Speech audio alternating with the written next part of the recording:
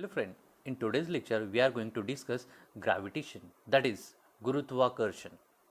So I will come to the basic term which you have already studied in the lower classes. In terms of question I will go here. What are the effects of force acting on an object? म्हणजेच एखाद्या वस्तूवर जर तुम्ही बल लावलं किंवा force apply केला, what are the effects you will see. तुम्हाला कोणकोणते इफेक्ट्स पाहायला मिळतील. Okay, I will go in particular. जर एखाद्या बॉक्सवर तुम्ही फोर्स अप्लाय केला, you will push it from position A to the position B. तुम्ही त्या बॉक्सला एका ए पोझिशनपासून बी या पोझिशनपर्यंत डिस्प्लेस कराल. Correct. If you apply force on a ball, जर तुम्ही एखाद्या बॉलवर फोर्स अप्लाय केला तर बॉल काही अंतर जमिनीपासून वर येईल आणि परत खाली जाईल. It is depend on you applied force, how much force you are applied on the ball. Correct. Similarly if you go for the car, car कशा प्रकारे पुढे जाईल? ज्यावेळेला तुम्ही कारला चावी देता, स्टार्ट करता, तर कारमध्ये असणारं इंजिन कारच्या व्हील्सला काही फोर्स अप्लाय करतं. सो कार काही अंतर पुढे जात आहे.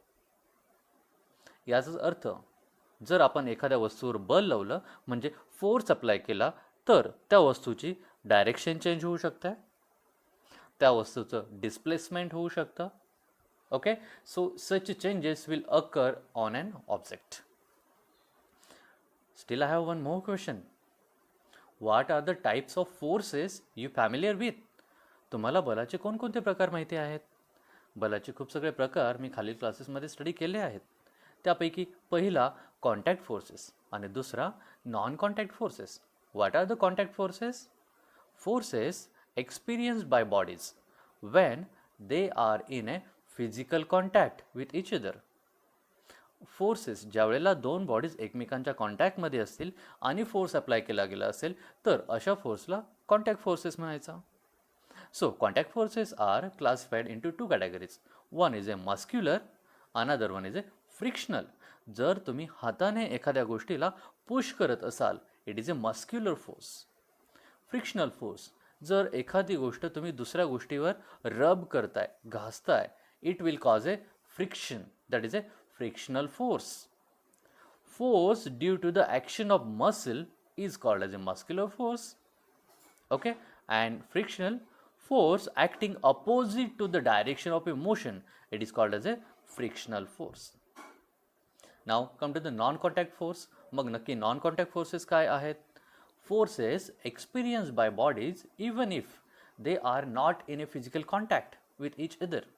बॉडीज एकमेकांच्या फिजिकल कॉन्टॅक्टमध्ये नसतात तरीही they can apply force on other bodies, तरीही त्या दुसऱ्या बॉडीवर फोर्स अप्लाय करू शकतात.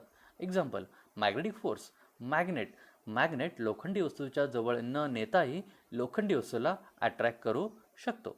So force exerted by the magnet is called as a magnetic force. Second one, electrostatic force. कंगवा, केस विंचरण्याचा कंगवा जर केसामधून फिरवला तर त्याच्यावर इलेक्ट्रोस्टॅटिक चार्जेस डेव्हलप होतात आणि छोटे छोटे कागदाचे तुकडे तो स्वतःकडे अट्रॅक्ट करून घेतो. म्हणजेच the force exerted by the charge body on a another charge body, that is nothing but a electrostatic force of attraction. And last but not a least, it's a gravitational force. Attractive force exerting between two objects. कोणत्याही दोन वस्तूंमध्ये attractive जे forces असतात are the gravitational forces. So let discuss gravitational force in detail here. या चॅप्टरमध्ये gravitational force आपल्याला डिटेलमध्ये शिकायचे आहेत.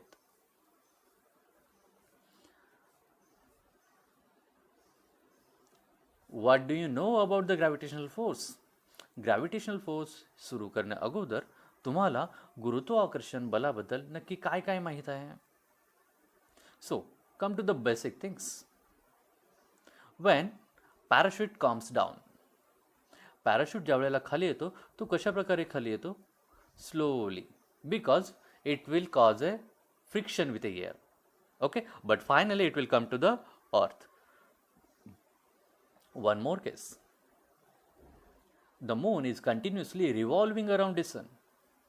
चंद्र हा कंटिन्युअसली पृथ्वीभोवती एका इलिप्टिकल लंब वर्तुळाकार कक्षेमध्ये फिरत असतो आणि चंद्र हा पृथ्वीच्या गुरुत्वाकर्षण बलाशी जोडला गेलेला असतो, म्हणून तो पृथ्वीभोवती नेहमी फिरत असतो.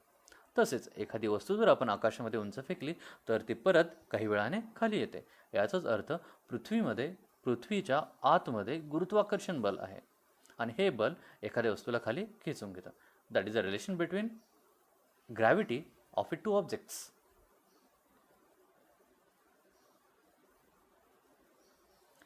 ज्या वेळेला आपण ग्रॅव्हिटेशन स्टडी करायला सुरुवात करतो त्याच वेळेला सर्वच शिक्षक आपल्याला एक गोष्ट नेहमीच सांगतात, ती असेल आयझॅक न्यूटनची. कारण आपल्याला माहिती आहे गुरुत्वाकर्षणाचा शोध सर आयझॅक न्यूटन यांनी लावला.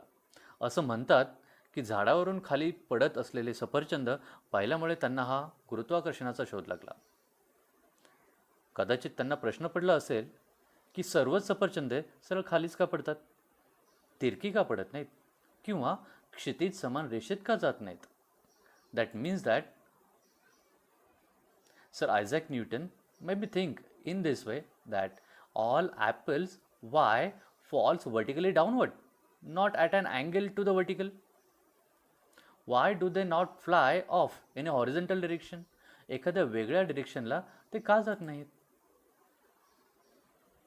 So we will come to the conclusion. The direction from the apple on the tree to the center of the earth is the vertical direction. झाडावरील सफरचंदापासून पृथ्वीच्या केंद्राकडे जाणारी दिशा ही क्षितिजलंब असते, म्हणजे व्हर्टिकल असते. त्यामुळे सफरचंद झाडावरून क्षितिजलंब म्हणजे व्हर्टिकल दिशेने खाली पडते. आता जर आपण पाहिलं तर पृथ्वीचं, सफरचंदाचं आणि चंद्राचं लोकेशन आपण या चित्रामध्ये पाहू शकतो. चंद्र ही व्हर्टिकल डिरेक्शनने आहे, सफरचंदाचं फळही व्हर्टिकल डिरेक्शनने खाली पडतं. याचा अर्थ पृथ्वीकडून कोणतं तरी अट्रॅक्टिव्ह फोर्स अप्लाय केलं जातं, म्हणून आकाशामधून खाली पडणारी वस्तू सरळ व्हर्टिकली डाऊनवर्ड डिरेक्शनने खाली पडते, म्हणजेच क्षितिज लंब दिशेने खाली पडते. क्षितिज लंब म्हणजेच व्हर्टिकली डाऊनवर्ड डिरेक्शन. ओके, न्यूटनने जर विचार केला जर हे वेगवेगळे बल वेगवेगळ्या उंचीवर असताना वेगवेगळे असतात का, म्हणजेच सफरचंदावर अप्लाय होणारं बल वेगळं असेल, त्यापासून आकाशात एखादं विमान फिरत असेल तर त्याच्यावर अप्लाय होणारं बल वेगळं असेल, किंवा पृथ्वीच्या बाहेर असणारा चंद्र, सूर्य किंवा इतर जे तारे आहेत यांच्यावरही हे बल अप्लाय होतं का. Okay, so let take a conclusion from that. Newton thought that if the force of a gravitation acts on an apple on a tree at a different heights from the surface of the earth, can it also act on an object at even greater heights, much further away from the earth, like for an example the moon? Can it act on even further objects like the other planets and the sun? इतर ग्रहांप्रमाणेच चंद्र आणि सूर्य यांच्यावरही हे गुरुत्वाकर्षण बल अशाच प्रकारे apply होत असेल का. अशाच भरपूर सगळ्या प्रश्नांची उत्तरं न्यूटनला पडली होती आणि यामधूनच ही discovered new laws, Newton's laws of motion. Okay, so we are moving towards a new point. It's a force and motion. एखाद्या वस्तूच्या वेगाच्या परिमाणात किंवा गतीच्या दिशेत बदल घडवून आणण्यासाठी जर त्यावर बल प्रयुक्त केलं गेलं तर त्याची दिशा बदलू शकते. हे आपण ऑलरेडी पाहिलं आहे. So my next question is, what are the Newton's laws of motion. न्यूटनचे 3 नियम आहेत जे ऑलरेडी आपण स्टडी केलेले आहेत. त्यातला पहिला नियम, Newton's first law of motion. A body at a rest or uniform motion will continue to be at a rest or uniform motion until and unless a net external force act on it. पहिला नियम काय सांगतो, जडत्वीय संदर्भ चौकटीतून पाहिल्यास प्रत्येक वस्तू जर तिच्यावर कोणतेही बाह्य बल कार्य करत नसेल तर स्थिर राहते किंवा स्थिर गतीने मार्गक्रमण करत राहते. जोपर्यंत एखादी वस्तू जागेवर आहे किंवा आपण तिला हलवत नाही ती त्या जागची हलणार नाही, किंवा एखादा ऑब्जेक्ट, एखादं व्हेकल सरळ डिरेक्शनने मोमेंटमध्ये आहे, जोपर्यंत आपण त्याची डिरेक्शन बदलत नाही एक्सटर्नल फोर्स अप्लाय करून, तोपर्यंत त्या ऑब्जेक्टची दिशा बदलणार नाही. हा न्यूटनचा पहिला नियम होता. Then come to the Newton second law of motion. The net force experienced by body is directly proportional to the rate of change of momentum of the body. दुसरा नियम काय सांगतो, force is equal to the product of mass and acceleration. Force हा काय आहे? Product आहे. कशा कशाचा? मास अँड ॲक्सेलरेशनचा. म्हणजेच बल हा गुणाकार असेल वस्तुमान आणि त्याच्यावर अप्लाय होणाऱ्या त्वरणाचा. वस्तूवर कार्य करत असणाऱ्या बलांची सदिश बेरीज म्हणजेच वेक्टर ॲडिशन ही त्या वस्तूचे वस्तुमान आणि तिचे त्वरण मास आणि ॲक्सेलरेशन यांच्या गुणाकाराएवढी असते. Come to the third law of motion. For every action there is equal and opposite reaction. न्यूटनचा तिसरा नियम. जेव्हा एक वस्तू दुसऱ्या वस्तूवर बल लावते त्याचवेळी दुसरी वस्तू देखील पहिल्या वस्तूवर तेवढ्याच प्रमाणात उलट दिशेने बल लावते. हे न्यूटनचे 3 नियम खूप महत्त्वाचे होते. न्यूटन नक्की कोण होता? सर आयझॅक न्यूटन हे आधुनिक काळातील अग्रगण्य शास्त्रज्ञ मानले जातात. जन्म इंग्लंडमध्ये झाला. त्यांनी गतीचे नियम तसेच प्रिन्सिपिया नामक पुस्तकात आपला गुरुत्वाकर्षणाचा सिद्धांतही मांडला होता. त्याआधी केप्लरने ग्रहांचे निरीक्षण करणारे वेगवेगळे नियमही मांडले होते. परंतु ग्रह या नियमाप्रमाणे भ्रमण का करतात यामागची कारणं मात्र कुणालाच माहीत नव्हती. न्यूटनने ग्रॅव्हिटेशन म्हणजेच गुरुत्वाकर्षणाचा सिद्धांत वापरून तोही गणितीय पद्धतीने सिद्ध केलं की काही ग्रह जे आहेत त्याला ग्रॅव्हिटेशन असतं. काही ग्रह म्हणण्यापेक्षा सगळ्याच ग्रहांना ग्रॅव्हिटेशन आहे. कोणत्याही 2 ऑब्जेक्टमध्ये अट्रॅक्टिव्ह फोर्सेस असतात त्यांनाच ग्रॅव्हिटेशन असं म्हटलं जातं. न्यूटनने प्रकाश, ध्वनी, उष्णता, गणित या क्षेत्रांमध्ये उल्लेखनीय कार्य केलं. त्यांनी गणिताच्या एका नवीन शाखेचा शोध लावला.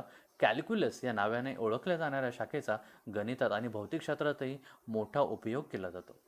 न्यूटन हे परावर्तक दुर्बीण तयार करणारे पहिले शास्त्रज्ञ होते. परावर्तक दुर्बीण म्हणजेच reflecting telescope. So that's about the Newton. Now come to our next point. Next point is a circular motion and centripetal force. That is वर्तुळाकार गती आणि अभिकेंद्रकी बल.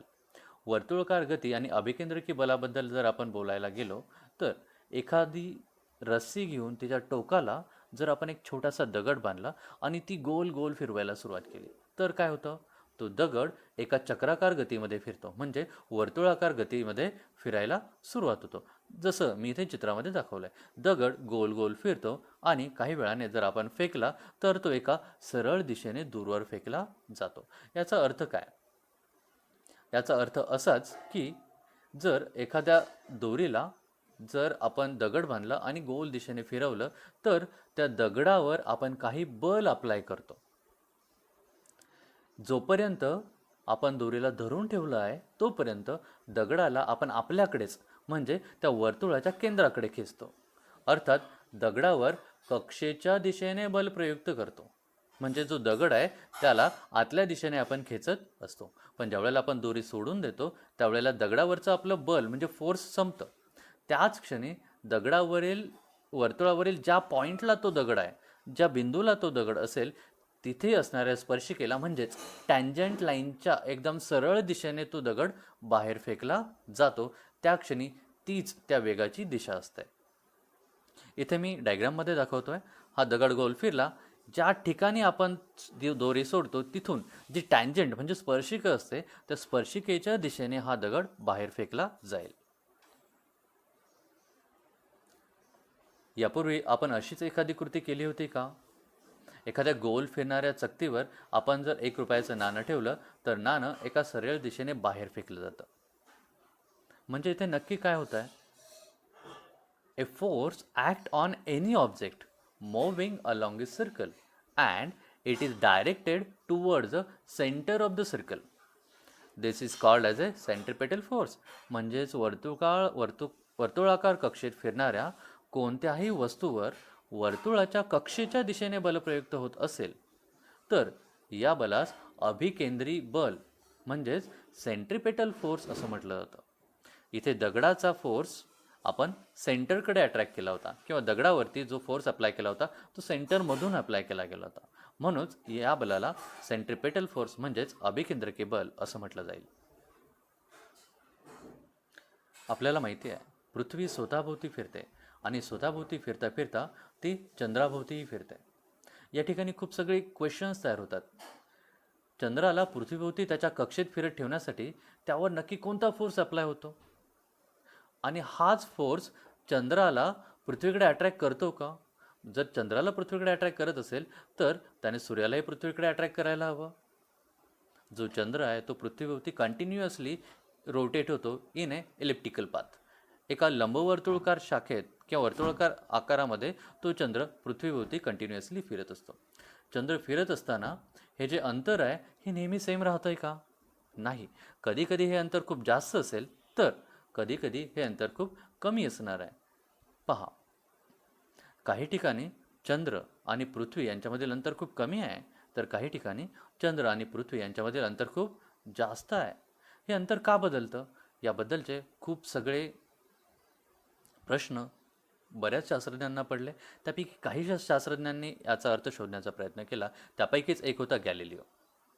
गॅलिलिओने सांगितलं की सूर्य हा केंद्रस्थानी आहे, म्हणून गॅलिलिओला तत्कालीन पोपने तुरुंगामध्ये टाकलं आणि तुरुंगामध्येच गॅलिलिओची डेथ झाली. गॅलिलिओच्या अगोदर जे शास्त्र होतं ते असं सांगायचं की पृथ्वी ही जगाच्या केंद्रस्थानी असून इतर सर्व ग्रह पृथ्वीभोवती फिरतात. म्हणून गॅलिलिओचा सिद्धांत कुणीही ॲक्सेप्ट केला गेला नाही. मात्र कालांतराने ज्यावेळेला विज्ञानामध्ये क्रांती झाली, एज्युकेशनल रिव्हॉल्युशन झालं, त्यावेळेला बऱ्यापैकी गॅलिलिओचे जे सिद्धांत होते ते सत्य असल्याचं आपल्यासमोर आलं. पण त्याच वेळेला गॅलिलिओने ज्या वेगवेगळे डिस्कवरीज केल्या होत्या त्या आपल्याला इग्नोर करता येणार नाहीत. गॅलिलिओने दुर्बिणीच्या सहाय्याने भरपूर सगळी भाकितं करून ठेवली होती. याचाच उपयोग केपलरला त्याच्या संशोधनामध्ये झाला. म्हणून आपल्याला आज केपलरचे वेगवेगळे नियम माहिती आहेत. ज्यावेळेला आपण असं सांगतो की चंद्र हा पृथ्वीभोवती एका लंबवर्तुळाकार कक्षेमध्ये फिरतो, म्हणजे अंडाकृती कक्षेमध्ये फिरतो असं म्हटलं तर आपण अंडाकृती कक्षा इथे कन्सिडर करूयात, ज्यालाच आपण इक्लिप्स म्हणतो, म्हणजे लंबवर्तुळ म्हणतो. लंबवर्तुळाला नॉर्मली 2 ॲक्सिस असतात. त्यापैकी एक असेल मेजर ॲक्सिस तर दुसरं असेल minor axis.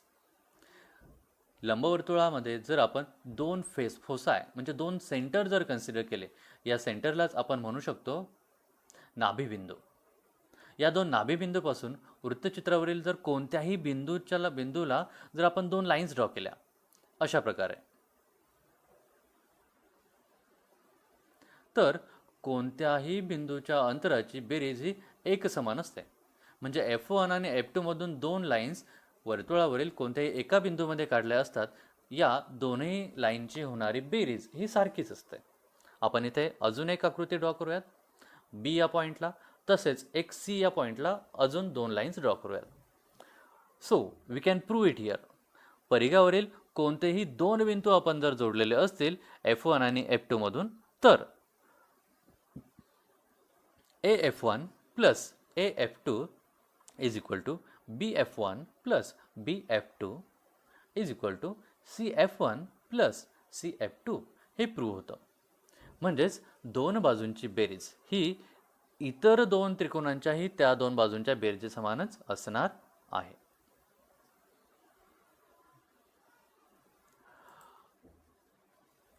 In a simple way, we can say that the eclipse have 2 focal points, F1 and F2. The sum of distance to the 2 focal points from every point on the curve is a constant. That is, F1 and F2 are 2 focal points of the eclipse shown in the figure we have here. Okay, and the addition of these 2 lines will become equal for point A, for point B as well as for point C. Now let's move towards a Kepler's law.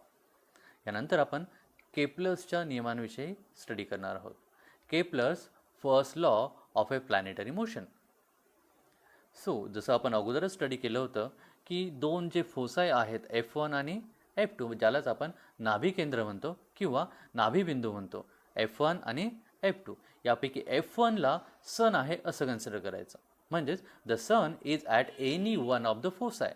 2 फोसायपैकी एका focal पॉईंटला म्हणजे एका फोसायला sun आहे. तर the satellite revolves around an elliptical path.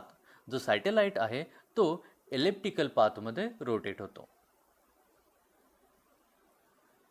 we can consider it's a Earth.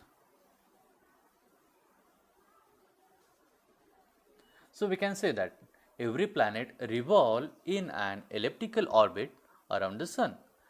प्रत्येक जो ग्रह आहे तो एलिप्टिकल ऑर्बिटमध्ये सूर्याभोवती फिरतो with the sun situated at one of the foci of the eclipse. सूर्य हा एका फोकल पॉईंटलाच म्हणजे नाभी केंद्रकाला सिच्युएट केलेला असेल. यालाच लॉ ऑफ ए ऑर्बिट असंही म्हटलं जातं. Every planet revolves in an elliptical orbit around the sun. प्रत्येक जो प्लॅनेट आहे हा लंबवर्तुळाकार कक्षेमध्ये सूर्याभोवती फिरतो ज्या वेळेला सूर्य एका नाभी केंद्रकाला ठेवलेला असेल. In a simple way we can say that ग्रहाची कक्षा ही लंबवर्तुळाकार असून सूर्य त्या कक्षेच्या एका नाभीवर असतो. Okay, now come to the Kepler's second law. What is Kepler's second law? Again I will consider the similar elliptical path. So I will consider radius vector from sun to the earth. म्हणजे सूर्यापासून पृथ्वीपर्यंत जर एक सरळ रेषा आपण आखली त्यानंतर satellite काही अंतर कव्हर करेल. म्हणजेच suppose if the satellite travel some distance in a finite time. म्हणजे सॅटेलाइटने किंवा पृथ्वीने काही अंतर पार केलं, त्या अंतराने A1 एवढा एरिया कव्हर केला. In this finite time it traces an area of A1 with respect to the sun. सूर्याशी कम्पेअर करता जर त्याने A1 एवढं अंतर म्हणजे एवढ्या मार्गाची जर परिक्रमा पूर्ण केली असेल, एवढं अंतर जर कव्हर केलं असेल तर तेवढ्याच वेळात इतर ठिकाणी तो जेवढं अंतर कव्हर करेल ही दोनही अंतरं किंवा या दोनही अंतरांचं क्षेत्रफळ हे सारखं असेल. Okay, so what is the next sentence? Come here. In this same finite time it traces an area A2 with respect to the sun. तेवढ्याच वेळामध्ये दुसऱ्या बाजूला जर सॅटेलाइट काही अंतर पार करत असेल तर त्या अंतरामुळे तयार झालेले क्षेत्रफळ आणि सुरुवातीच्या अंतरामध्ये असणारं क्षेत्रफळ हे दोन्ही क्षेत्रफळ म्हणजेच A1 आणि A2 हे दोन्ही काय असतील? सारखेच असतील. So according to the Kepler here, since time taken by the planet is same their area should also cover a same. So let study statement by the Kepler. The radius vector drawn from the sun to any planet sweeps out equal area in a equal interval of a time. So this law is known as a law of a area. ग्रहाला सूर्याशी जोडणारी सरळ रेषा ही समान कालावधीत समान क्षेत्रफळ व्यापन करते. यालाच केपलरचा दुसरा नियम असं म्हटलं जातं. Now come to the third law of a Kepler. What is third law of a Kepler? Again we are going to consider similar elliptical path. परत आपण तसाच elliptical path कन्सिडर करणार आहोत. त्यातील एका फोकल पॉईंटलाच म्हणजे एकाच नाभिकेंद्रकाला सूर्य असेल. Okay, and the satellite will revolve around the sun in an elliptical path. Okay, but now I am going to consider here time of revolution. We know that planet moves in an elliptical orbit and let t be the time taken by the planet. T is the time taken by the planet to complete a one revolution. म्हणजेच satellite जो आहे T एवढ्या वेळामध्ये सूर्याची एक परिक्रमा पूर्ण करेल. Let R be the semi major axis of this eclipse. R हा सेमी मेजर ॲक्सिस आहे त्या इक्लिप्सचा. So I will give a relation. T square is directly proportional to the r cube. If I rearrange this, I have to remove the proportionality symbol here, so I will add a constant. ज्यावेळेला आपण एखाद्या इक्वेशनमध्ये proportionality काढून टाकतो त्यावेळेला आपल्याला त्या ठिकाणी एक कॉन्स्टंट के द्यावा लागतो. म्हणजेच T square upon R cube असं जर मी लिहिलं तर बरोबर मला कॉन्स्टंट द्यावा लागेल. So T square upon R cube is equal to constant. So according to Kepler, the square of a period of a revolution of the planet around the sun, that is t square, is directly proportional to the cube of semi-major axis of the elliptical orbit, that is r cube. म्हणजेच सूर्याची परिक्रमा करणाऱ्या ग्रहाच्या आवर्तकालाचा वर्ग हा ग्रहाच्या सूर्यापासूनच्या सरासरी अंतराच्या घनाला समानुपाती असतो. That is called as a harmonic law or law of a period.